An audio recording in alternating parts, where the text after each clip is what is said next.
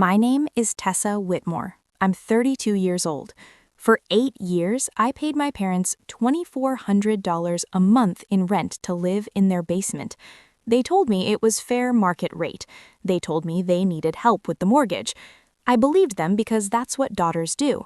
Then last month, I ran into our neighbor while grabbing the mail. Mrs. Brennan smiled and said, "Your parents must be so proud owning that house outright." I smiled back. "What do you mean outright?" "The mortgage, dear. Paid off since 2014, a full year before I started paying rent. 8 years, $230,400 for a mortgage that didn't exist. That night, I hired a forensic accountant. What he found didn't just explain where my money went, it revealed exactly who helped my parents hide it. I grew up in a beige colonial house in Bryn Mawr, a suburb of Philadelphia, where lawns are manicured and secrets are kept behind closed doors. From the outside, the Whitmores looked like any other upper-middle-class family. My father, Richard, was a retired mechanical engineer who spoke in absolutes. My mother, Diane, was a homemaker who weaponized guilt like a surgical instrument. And then there was my sister, Meredith, 3 years older, blonde, confident, and the gravitational center of our family's universe. Meredith was the golden child. I was the other one. Meredith got a full scholarship, my father announced at dinner when I was 17, the night I'd shown him my own acceptance letter. 50% tuition covered. That's great, I said, looking at my untouched chicken. I got 50%, so 50%. He didn't look up from his plate. Meredith got 100. I found out years later that Meredith never had a scholarship. My parents paid her tuition in full. They just told me she'd earned it so I'd know my place. That was the Whitmore hierarchy. Meredith was the investment. I was the afterthought. My mother's approach was softer but no less devastating. "You're so sensitive, Tessa," she'd say whenever I cried. "You need to toughen up. The world isn't going to coddle you like we do." Coddle, as if providing basic shelter and food was an act of extraordinary generosity. By the time I left for college, I'd internalized a simple belief. I owed them for existing, for being less than Meredith, for being the daughter who required more effort to love. I didn't know then that belief would cost me almost $250,000. May 2015. I graduated with a degree in accounting and $42,000 in student loans. I'd applied to 63 jobs, got callbacks for 4, landed 1, an entry-level accountant position at a nonprofit called Horizon Community Foundation. Starting salary, $38,000 a year after taxes. That was about $2,600 a month. "You should live at home," my mother suggested over the phone. "Save money, pay off those loans." It made sense. Philadelphia rent was brutal, and the basement had its own entrance. I could have privacy. I could save. "There's just one thing," my father said when I arrived with my boxes. "We're not running a charity here." He slid a piece of paper across the kitchen table, typed, official looking. $2,400 a month. That's fair market rate for this area. I stared at the number. That's almost my entire paycheck. "Then you'll learn to budget." He didn't blink. "We still have a mortgage to pay, Tessa. Did you think housing was free?" My mother placed a hand on my shoulder. "We're doing you a favor, sweetheart. Landlords don't give you home-cooked meals. Landlords don't do your laundry." She didn't do my laundry. I did my own laundry in the basement. But I didn't say that. I signed the paper. I set up automatic payments from my checking account. $2,400, the first of every month. Memo line, rent. I told myself it was temporary. A year, maybe 2. I'd pay down my loans, build my savings, and move out. 8 years later, I was still there, and every single one of those automatic transfers was timestamped, documented, and waiting in my bank records. I just didn't know yet how much that paper trail would matter. The years blurred together like highway mile markers. I worked, I got promoted. Entry-level accountant became senior accountant, became finance officer. My salary climbed from $38,000 to $72,000. I learned grant compliance, audit procedures, nonprofit tax law, but my rent never changed. "Inflation," my father said when I suggested a reduction. "You're lucky we're not raising it." Meanwhile, Meredith flourished. She became a CPA at a mid-sized firm, then went independent. She bought a condo in Center City, a condo our parents put the down payment for. "Meredith works so hard," my mother said. "She deserves a little help getting started." I was 30 years old, had paid over $200,000 in rent, and was sleeping in a basement with a window that looked directly into a drainage ditch. But Meredith deserved help getting started. The worst part wasn't the money, it was the silence. I wanted to scream, to ask why I was paying market rate while my sister got a free down payment, to demand an explanation for the blatant inequality. But every time I opened my mouth, the same fear closed my throat. What if they stopped loving me entirely? So I stayed quiet. I kept paying. I told myself that family meant sacrifice, and sacrifice meant I was a good daughter. Then one Sunday in October, I saw something on Meredith's Instagram that cracked something inside me. A photo of her condo. Caption, "2 years in my little sanctuary. So grateful to Mom and Dad for making this possible." 2 years. 2 years of free housing gifted by the same parents who charged me $2,400 a month. I didn't explode. Not yet. But something shifted, and 3 weeks later, I moved into my own apartment. October 15th. 6 months after I'd finally moved out, I came back to my parents' house to help with fall yard work, because even from my own apartment, I couldn't fully escape the guilt. My mother had called 3 times about the gutters. "Your father's back isn't what it used to be." I was pulling dead leaves from the flower bed when Dorothy Brennan appeared at the fence, 72 years old, white hair pinned in a bun, a watering can in her weathered hands. "Tessa, haven't seen you in a while." "Hey, Mrs. Brennan, just helping out. Your parents must be so proud owning that house outright." I smiled warmly. "What do you mean outright?" "The mortgage, dear. Paid off since 2014. Your father threw a little party, invited the whole block. I remember because Harold was still alive, and he said, 'Dot, we should pay ours off too.'" She chuckled at the memory. My hands went cold. You're sure it was 2014? "Oh, absolutely. Spring of 2014. Your father showed us the paperwork, said it was the best day of his life." I smiled. I think I said something polite. I don't remember exactly, because my mind was doing arithmetic. Spring 2014. The mortgage was paid off in spring 2014. I started paying rent in June 2015. That night in my apartment, I opened my laptop and searched the Montgomery County property records, public database, free access. There it was. The Whitmore residence, mortgage satisfied, April 12, 2014. No outstanding liens, no debt, nothing.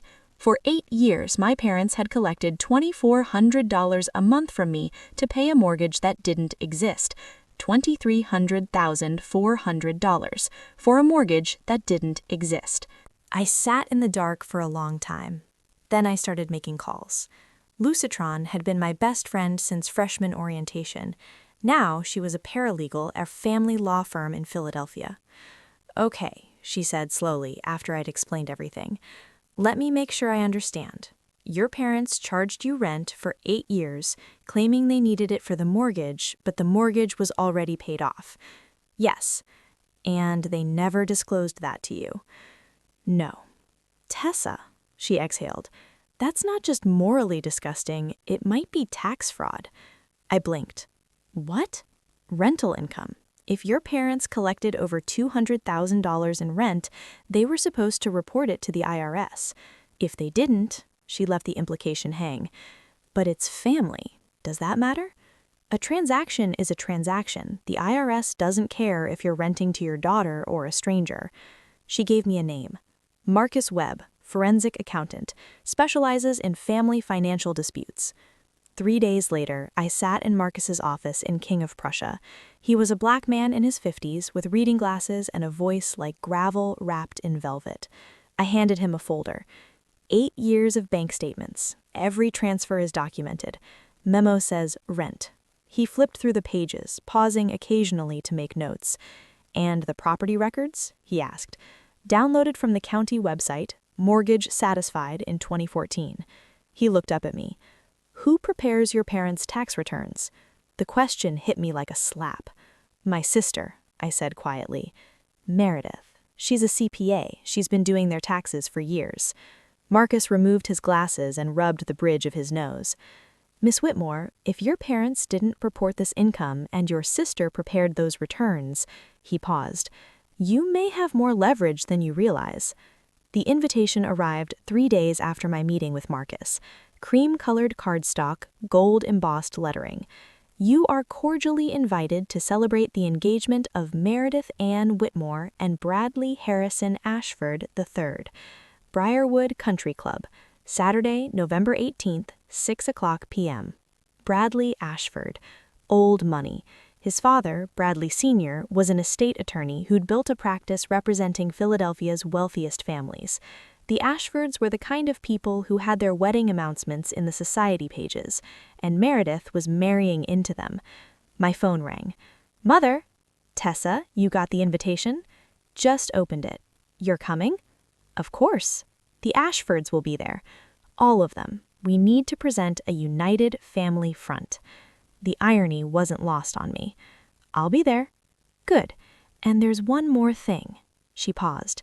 "Your father and I want you to say a few words about Meredith, about how she's been such a wonderful role model for you." My grip tightened on the phone. "You want me to give a speech?" "Just a short one, something heartfelt about sisterhood." I closed my eyes. "Did you ask me or tell me?" "Tessa, don't be difficult. It's one speech. The Ashfords will be watching. We can't have—" "Fine," I said. "I'll prepare something." "Thank you, sweetheart. I knew you'd understand." After she hung up, I sat very still.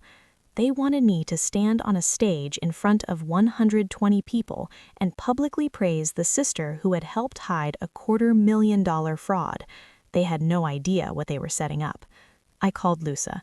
"The engagement party is in 3 weeks," I said. "I need you to be there." "As what?" "A witness." November 13th, 5 days before the party.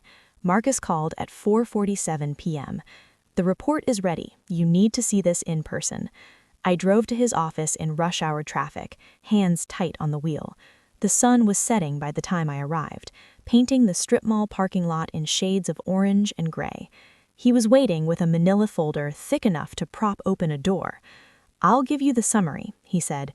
"Your parents reported 0 rental income from 2015 to 2023. No Schedule E filed. No mention of the property being used for rental purposes. Even though I was paying them every month? Even though you were paying them $2,400 every month with documented bank transfers to a property they owned outright." He slid a page toward me. "Now here's the interesting part. Every one of those tax returns was signed by the same preparer." I looked at the signature line. "Meredith A. Whitmore, CPA, license NOR-PA 87542. "She knew," I whispered. "She didn't just know, she facilitated it. A CPA who signs a return certifies they've reviewed the information and it's accurate to the best of their knowledge." Marcus leaned back. "If this goes to the IRS, your sister's license is at risk." I stared at her signature, the confident loops and slashes, the same handwriting I'd seen on birthday cards that always felt perfunctor. "What are my options?" "You can file a Form 211 IRS whistleblower. If they collect, you'd be entitled to a percentage." He paused.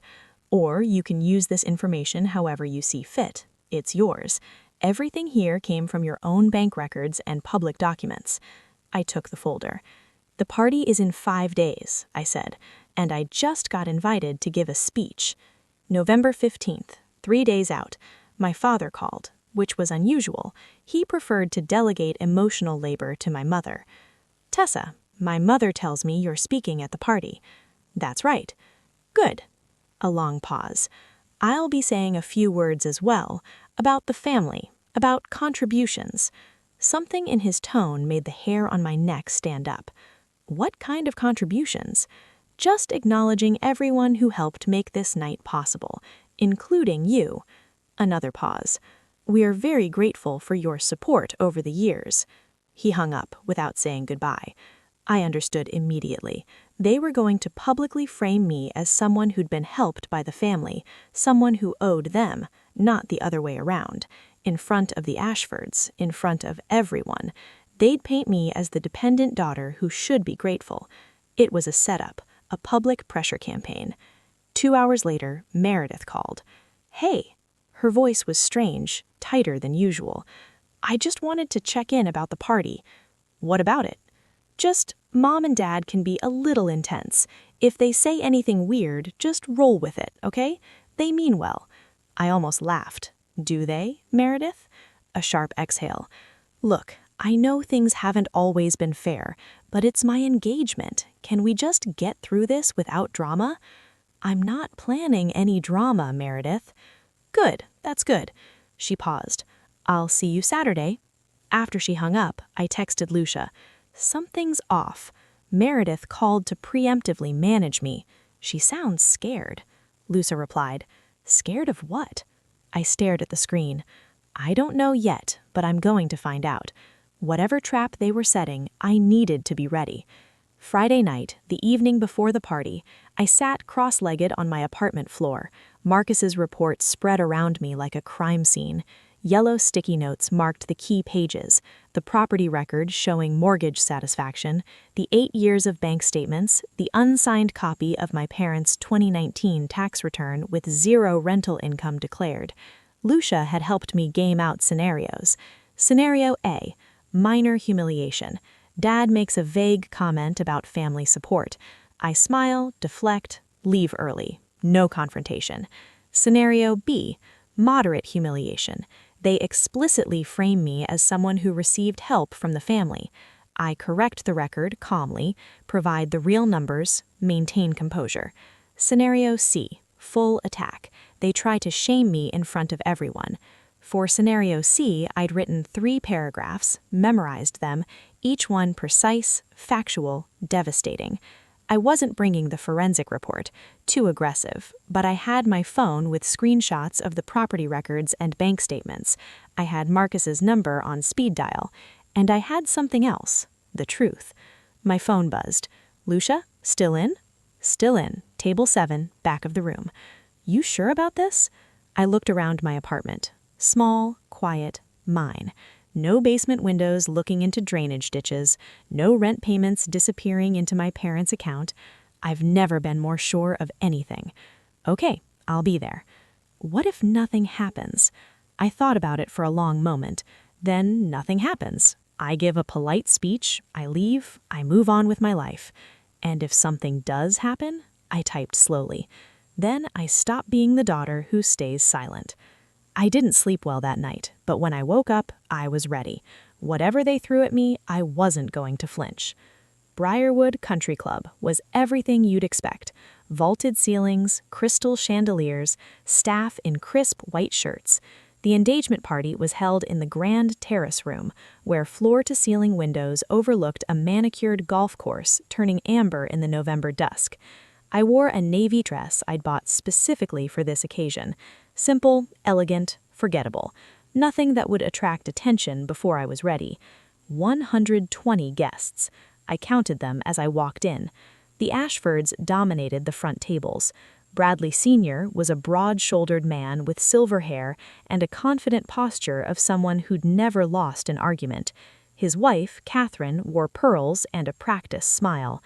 Bradley Jr., Bradley III, technically, stood beside Meredith, handsome in an unremarkable way, seemingly unaware that her fiancé was radiating tension. My parents intercepted me near the entrance. "Tessa." My mother's smile was too wide. "You look nice. Come meet the Ashfords properly." In a minute, I spotted Karen Ostrowski at one of the middle tables. Not at the family table, not with the Ashfords. Back by the kitchen, where they put guests they needed present but didn't want prominent. I nodded. Got it. In the back corner, Lucia was already seated, nursing a glass of wine. She raised it slightly when she saw me. "Ready?" her eyes asked. I took my seat, smoothed my dress, and waited. The night was just beginning. Dinner was an elaborate affair. Filet mignon, roasted vegetables, a wine selection that probably cost more than my monthly utilities. I ate mechanically, watching the front of the room.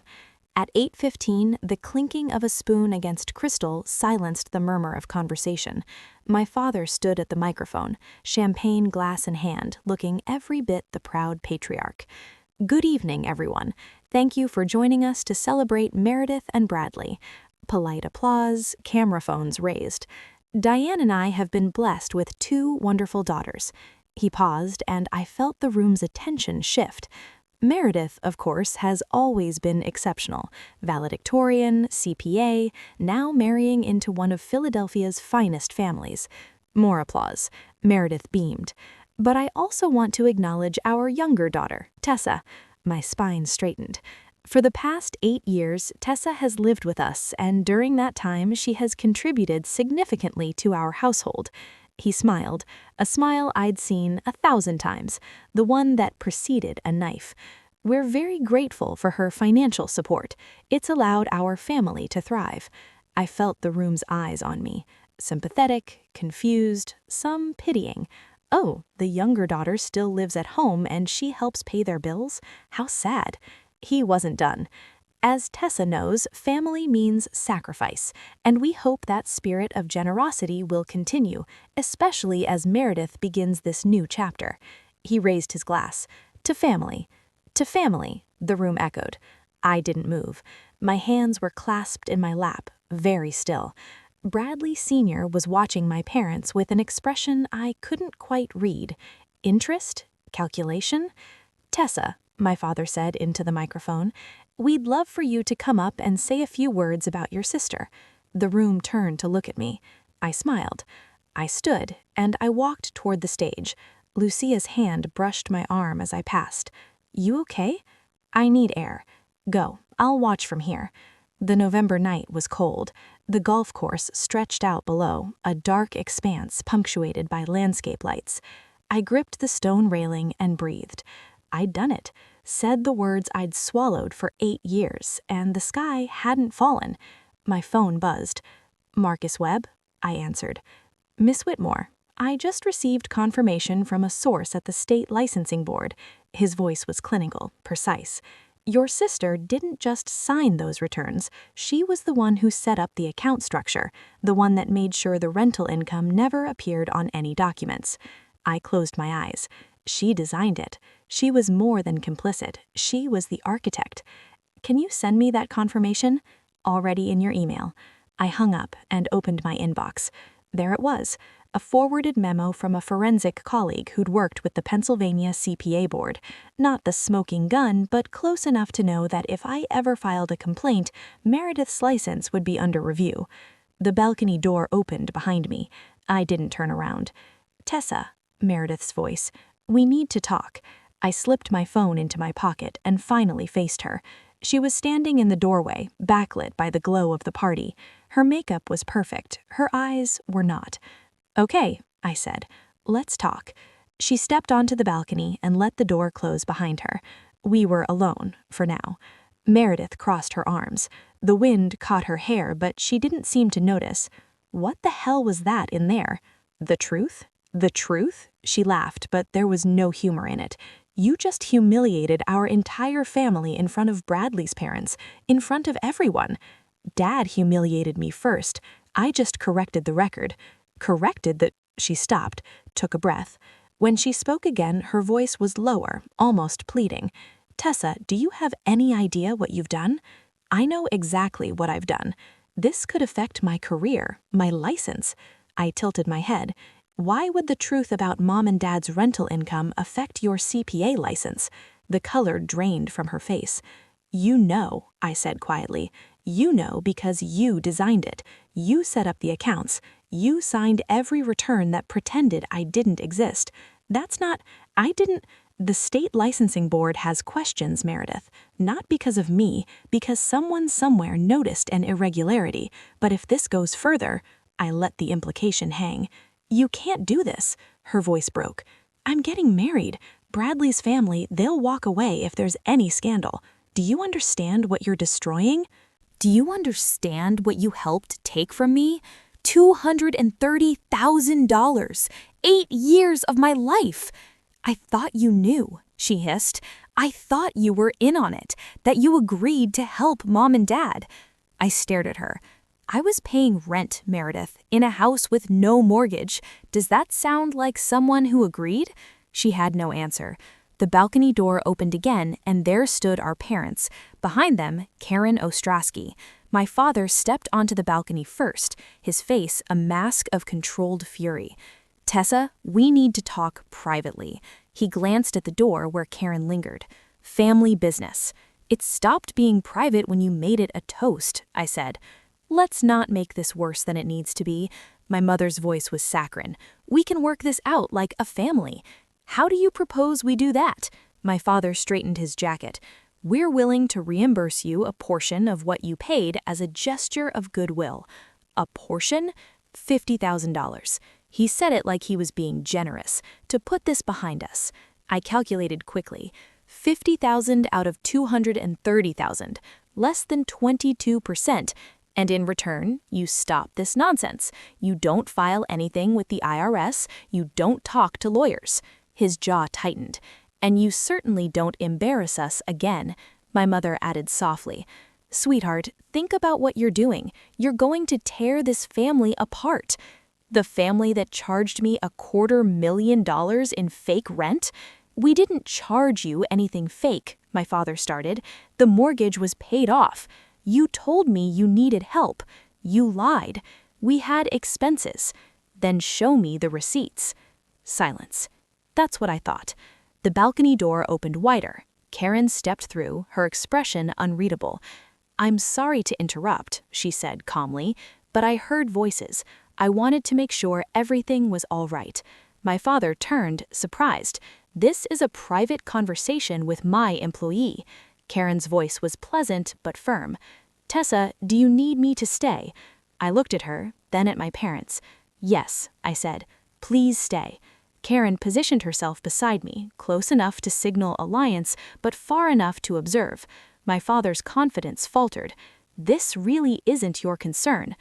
Tessa is my director of finance candidate, Karen said, evenly. Anything affecting her well-being is my concern. Director of finance candidate? That was news to me, but I didn't let it show. I'm sorry, what was your name? My mother asked, her voice strained. Karen Ostrowski, Executive Director of Horizon Community Foundation. I believe the Ashford Foundation is one of your donors. She smiled pleasantly. Lovely event. The implication was clear. The Ashfords were here. Karen was here. Whatever happened next would be seen by people who mattered. My father cleared his throat. We're just having a family discussion. It sounded more like an offer. Karen said $50,000, was it, in exchange for silence about financial irregularities. The color drained from my mother's face. I wasn't eavesdropping, Karen continued, but the balcony door is thin and voices carry when emotions run high. My father opened his mouth, closed it, opened it again. This is none of your... Richard, the voice came from behind us. Bradley Sr. stood in the doorway, his wife beside him. His expression was the carefully neutral face of a man who'd spent 40 years practicing law. I think, he said slowly, we need to have a conversation, all of us. Inside, Bradley, this is a family matter, my mother started. No, he said, it's not. Not anymore. He looked at Meredith, who was shrinking against the balcony railing. When my son's fiancé is potentially implicated in tax fraud, it becomes my matter. Meredith made a sound like she'd been struck. The party was unraveling, and I hadn't even played my final card. We reconvened in a small, private room off the main hall. White tablecloths, untouched champagne flutes. The door closed with a soft click. Bradley Sr. stood at the head of the table. No one had asked him to take charge, but no one questioned it either. Let me understand the situation. His voice was measured, courtroom steady. Tessa, you're claiming you paid your parents $2,400 a month in rent for 8 years. I'm not claiming, I have bank records. And the property had no mortgage during this period. Correct, paid off in 2014, public record. He turned to my parents. Richard, Diane, did you report this rental income on your taxes? My father's face was tight. That's a private matter. It's a yes or no question. Silence. Bradley Sr.'s expression didn't change, but something shifted in his eyes. He turned to Meredith. Meredith, you're a licensed CPA. You've prepared your parents' tax returns for the past several years, correct? Meredith nodded, unable to speak. Did you include Schedule E rental income from the basement? It wasn't a yes or no. No. Her voice was barely a whisper. Bradley Sr. exhaled slowly. He looked at his son, then at Catherine, then back at my parents. Mr. and Mrs. Whitmore, I've spent 40 years in estate law. I know what financial fraud looks like, and I know what happens when it comes to light. This is a family misunderstanding, my mother started. It's a federal matter. His voice cut through her protest like a scalpel, and I need to think very carefully about what kind of family my son is marrying. He turned to Bradley Jr. We need to talk privately. They stepped outside. Meredith looked like she might faint. The main ballroom had changed when I returned. The string quartet still played, but the conversations had fragmented. Clusters of guests whispered behind raised champagne glasses. Eyes tracked me as I walked to table 7. What happened? Lucia asked. Bradley Sr. is talking to Bradley Jr. privately about Meredith, about whether he wants his son to marry into a family with potential tax fraud. Lucia let out a low whistle. That's nuclear. They built the bomb. I just pressed the button. At the front of the room, my parents stood alone. No one approached them. The Ashfords' table was empty, and the social vacuum was impossible to ignore. A woman in a black dress approached me, mid-50s, sharp eyes, silver earrings that caught the light. Excuse me, you're Tessa Whitmore? Yes, I'm Sandra Holloway. I'm on the Pennsylvania CPA board, also a friend of Catherine Ashford's. My stomach tightened. I see. I'm not here in any official capacity, she said, her voice low, but I heard your speech, and I have to say, if what you described is accurate, your sister has a problem.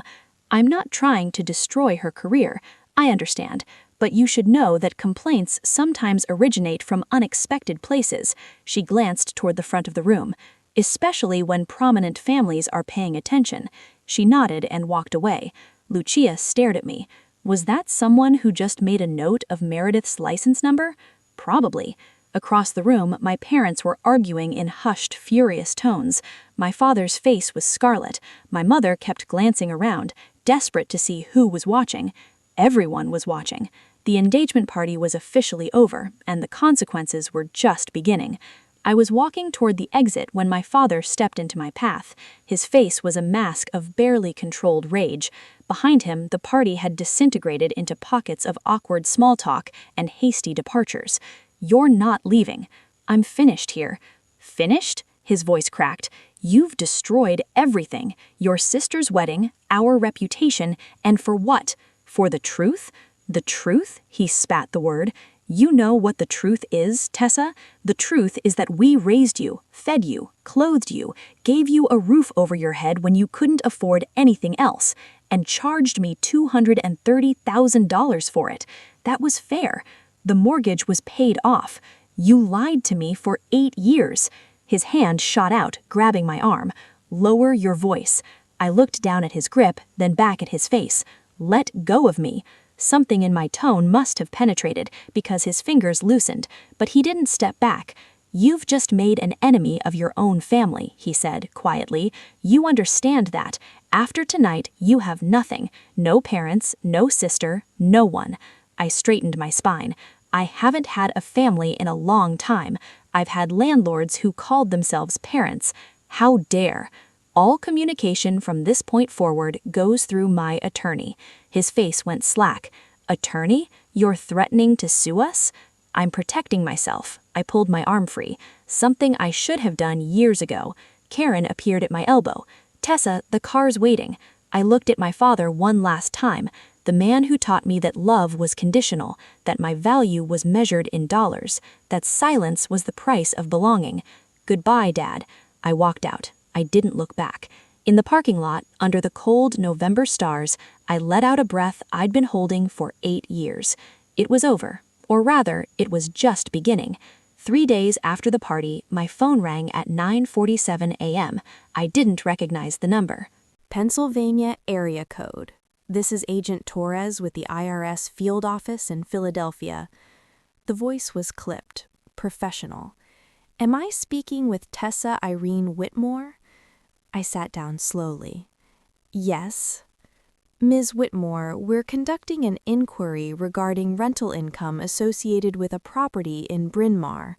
Our records indicate you may have relevant information. I didn't file a complaint. We're aware the complaint came from another source. A pause, paper shuffling. but your bank records have been flagged as potentially relevant. We'd like to schedule an interview." I called Marcus the moment we hung up. "I didn't file," I said. "Did you?" "No, I told you I wouldn't act without your authorization." He paused. "But let me make some calls." An hour later, he called back. "I found your whistleblower." "Who?" "Dorothy Brennan, your parents' neighbor." I sank onto my couch. Mrs. Dot. She called my office last week asking how to report neighbors who commit tax fraud. I gave her the general information, told her it was complicated. He chuckled dryly. Apparently, it wasn't complicated enough to stop her. Mrs. Dot, 72 years old, watering cans and white hair. She'd seen me grow up, seen me come and go from that basement, and when she found out what my parents had done, she'd done something about it. "Ms. Whitmore?" Marcus said. "You still there?" "Yeah," I wiped my eyes. "Yeah, I'm here. The IRS moves slow, but they move. Your parents will be audited. Meredith's signature is on those returns." He paused. "This is out of your hands now, in the best possible way." I thanked him and hung up. Then I sat in the quiet and let myself breathe. The audit was announced in January. I learned about it secondhand. Lucia's firm handled family law cases, and word traveled fast in legal circles. "Full audit," she reported over coffee. 8 years of returns. Your parents had to hire a tax attorney, and apparently he's not cheap. How bad is it? The IRS calculated approximately $45,000 in back taxes, penalties, and interest, and that's before the state gets involved. $45,000. A fraction of what they'd taken from me, but enough to hurt. What about Meredith? Lucia's expression shifted. The CPA board sent her a letter of inquiry. It's not public yet, but she's definitely under review. Is she going to lose her license? Probably not. First offense, she can claim she trusted her parents' information, but she'll get a formal reprimand, mandatory ethics training, supervised practice for 2 years. Lucia shrugged. In the accounting world, that's a scarlet letter. I stared into my coffee. The wedding postponed indefinitely. The Ashfords released a statement about private family matters requiring attention. She reached across the table and squeezed my hand. "How do you feel?" I thought about it. Really thought about it. I don't feel happy, no, but I don't feel sad either. I looked up.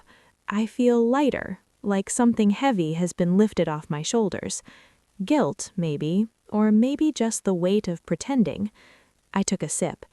I spent 8 years trying to be a good daughter, trying to earn something that was never for sale, and now I'm just trying to be a good person for myself. The audit would grind on, the consequences would ripple outward, but for the first time in years, none of it depended on me staying silent. The email arrived on a Tuesday evening. Subject line, "Please, Tessa, I don't understand why you're doing this to us. Your father hasn't slept in weeks. The attorneys are costing us everything. Meredith's wedding is ruined, and she won't speak to anyone. We gave you everything. We raised you. We loved you, and this is how you repay us. If you have any decency left, you'll stop this. Call off the IRS. Tell them you made a mistake. We can go back to how things were. We can be a family again. Please, sweetheart, don't destroy us. Mom." I read it 3 times. The guilt hooks were familiar, the manipulation dressed up as maternal concern, the suggestion that I had the power to stop a federal investigation, as if the IRS answered to disgruntled daughters. I started typing, then deleted it, started again. "Mom, I didn't file the IRS complaint. I don't have the power to withdraw it. Even if I did, I wouldn't. You told me for 8 years that you needed my money for the mortgage. That was a lie. And when I asked for the truth, you offered me $50,000 to stay quiet. That's not family. That's a transaction. I'm not trying to destroy you. I'm trying to live honestly.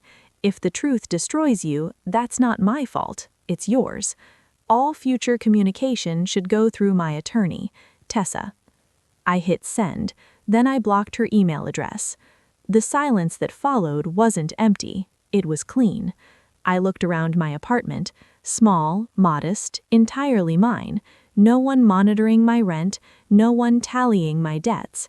For the first time in my adult life, I owed no one anything, and it felt like freedom.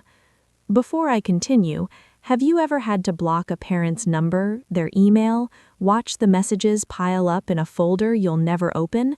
It's one of the hardest things you can do, and one of the most necessary. If you're there right now, in that impossible space between love and self-preservation, hit the like button. You're not betraying anyone, you're surviving. Now let me tell you what happened next. The wedding, Meredith's license, and an unexpected letter that made me cry.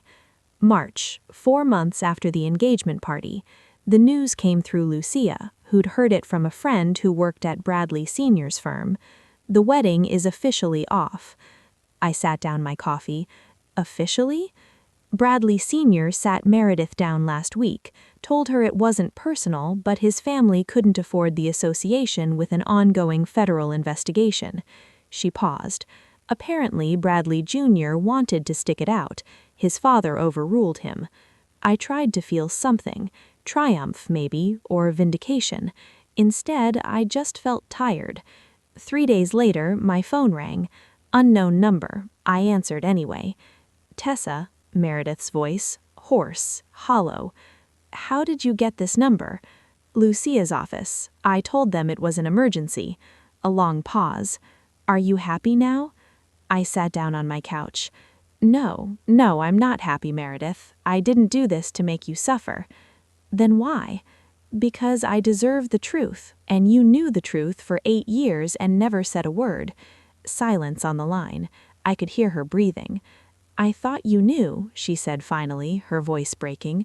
I thought you agreed to help them. You never complained, never pushed back. Because I trusted you. I trusted all of you. I closed my eyes. And you let me believe a lie while I paid for your silence. Tessa, I'm not going to apologize for telling the truth, and I'm not going to pretend that we can go back to the way things were. I took a breath. I hope you figure things out. I genuinely do. But I can't be part of it. I hung up. Then I sat in the silence and let the weight of that conversation settle. Some bridges don't get rebuilt. Some bridges shouldn't. The Pennsylvania State Board of Accountancy released its decision in April. I received a copy because I'd been listed as an informant, technically accurate, even though I hadn't filed the original complaint. Marcus forwarded the document with a brief note. This is public record now. The findings were clear. Meredith Ann Whitmore, CPA license, NAR 087524, is hereby issued a formal reprimand for failure to exercise due diligence in the preparation of tax returns for clients. Richard and Diane Whitmore, findings. Failure to include Schedule E rental income, failure to verify accuracy of financial information, breach of professional ethical standards. Remediation requirements.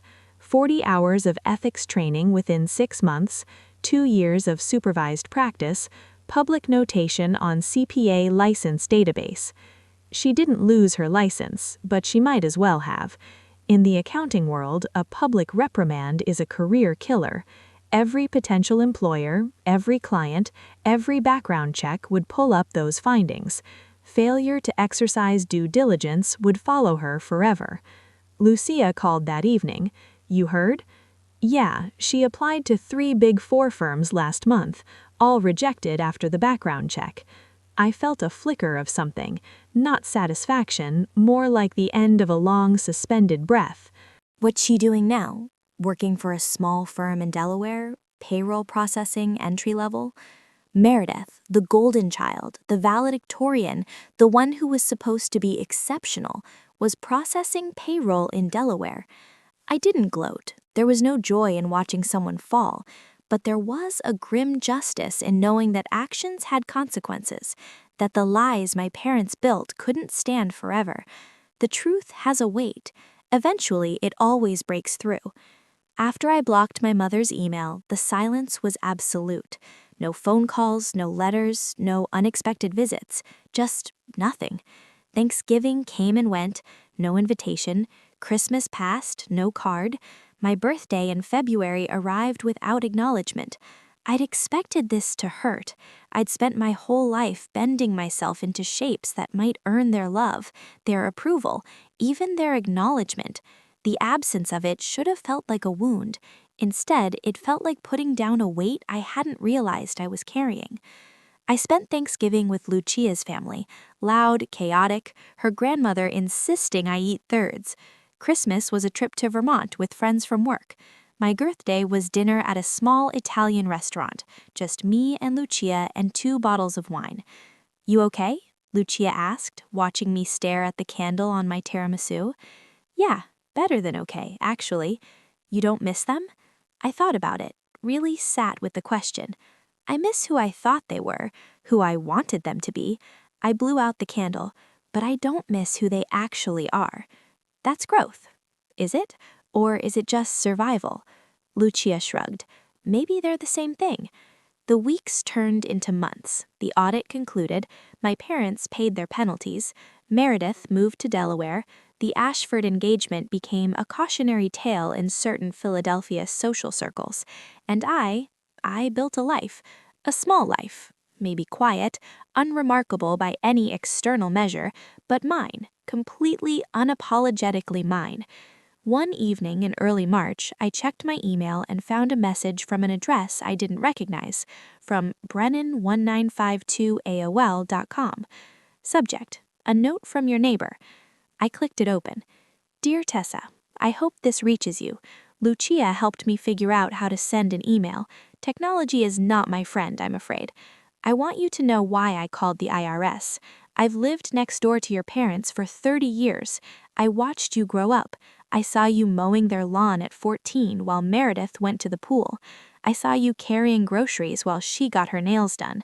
I saw you coming and going from that basement year after year, working yourself to the bone while they treated you like a tenant. When I learned what they did, taking your money for a mortgage that didn't exist, something in me broke. I'm 72 years old. I've seen a lot of unfairness in this world, but I've also learned that silence makes us complicit, and I couldn't stay silent about this. I didn't tell you beforehand because I didn't want you to feel responsible. This was my choice, my conscience. You're a good girl, Tessa. You always were. Too good for parents who couldn't see what they had. If you're ever in the neighborhood and want to stop by for tea, my door is open. I make a very good lemon cake. With love, Dot." I read the email 3 times. Then I cried. Not the way I'd cried when I found out about the mortgage. Those were tears of shock and betrayal. This was different. These were the tears of someone who'd been seen, someone who'd been quietly witnessed all along. I typed a reply. "Thank you, Mrs. Brennan. I would love to come for tea." She responded within the hour. "Wonderful. This Sunday, 2 o'clock. I said yes. Some families are born, others are found. Sometimes they find you first. Karen called me into her office on a Tuesday morning. I walked in expecting a routine check-in. Instead, she gestured to the chair across from her desk with an expression I couldn't quite read. "Close the door." I did. "The board met last week," she said. "We've made a decision about the director of finance position." I kept my face neutral. I had applied 3 months ago, but the process had been slow, complicated by budget concerns and organizational restructuring. "Tessa, I've worked with a lot of talented people over the years, but very few have your combination of technical skill and personal integrity." I blinked.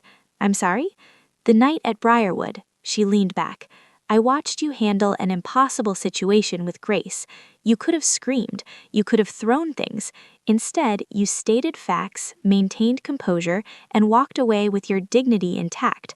I didn't feel very dignified at the time. That's what made it impressive." She slid a piece of paper across the desk, an offer letter. "The job is yours. Director of Finance. Salary increase of 32%. Start date whenever you're ready." I looked at the numbers, then back at Karen. I don't know what to say. Say yes and then go celebrate with your friends. She smiled, a rare, genuine expression. "You've earned this, Tessa, not because of what happened with your family, but because of how you've handled yourself through all of it." I signed the letter. Walking out of her office, I felt something I hadn't felt in years. Pride. Not the desperate performative pride of trying to earn approval, just quiet, solid pride in who I'd become. The girl who used to live in a basement was going to be a director. Some comebacks don't need an audience. 1 year later, I'm writing this from my apartment, the same small one I moved into when I left my parents' basement, though I finally hung some pictures and bought a real couch. The window looks out on a quiet street lined with maple trees. In fall, the leaves turn golden red and drift down like paper lanterns. It's not a penthouse, it's not impressive, but no one charges me for the privilege of living here. No one tracks my payments or uses my existence as leverage. It's mine. My parents and I don't speak. I don't know if they've moved out of the Bryn Mawr house, and I don't need to know. Every few months, a letter arrives from my mother's attorney, probing for some kind of reconciliation meeting. I forward them to my lawyer. She sends back polite declinations. That's my financial boundary. Nothing flows between us anymore. No money, no favors, no obligations. That's my contact boundary. Everything goes through attorneys. If there's ever a genuine emergency, Lucia will find me. Meredith sent one email 3 months ago. Tessa, I'm not angry anymore. I think I understand now. I just wish things had been different. I'm not asking for forgiveness. I'm just saying that I'm sorry. Your sister, if you still want me to be, Meredith. I haven't replied, not because I'm cruel, but because I don't know what to say yet. Maybe someday, maybe not, and that's okay. I have dinner with Mrs. Dot every Sunday, lemon cake and tea and stories about the neighborhood I grew up in, seen through kinder eyes than my parents ever offered. I have a job I love, friends who've seen me at my worst and stayed anyway. I have peace. For 8 years, I believed that love meant endless sacrifice, that family meant accepting whatever was given, no matter how painful, that boundaries were selfishness disguised as strength. I was wrong. Boundaries aren't walls, they're windows. You choose when to open them. You choose who deserves the view. I'm not a scapegoat anymore. I'm not a basement tenant or a revenue stream or a cautionary tale. I'm just Tessa, and that's more than enough. If you made it this far, thank you. Truly. This story isn't about revenge. It's about truth, about learning that the people who should love you the most don't always treat you the best, and about finding the courage to say, I deserve better. If you're still in your basement, literal or figurative, I hope this gives you hope. You're not asking too much. You're not being selfish. You're being human. Subscribe if this story meant something to you, and check the description for another story about a woman who discovered her fiancé had 3 hidden bank accounts. Until next time.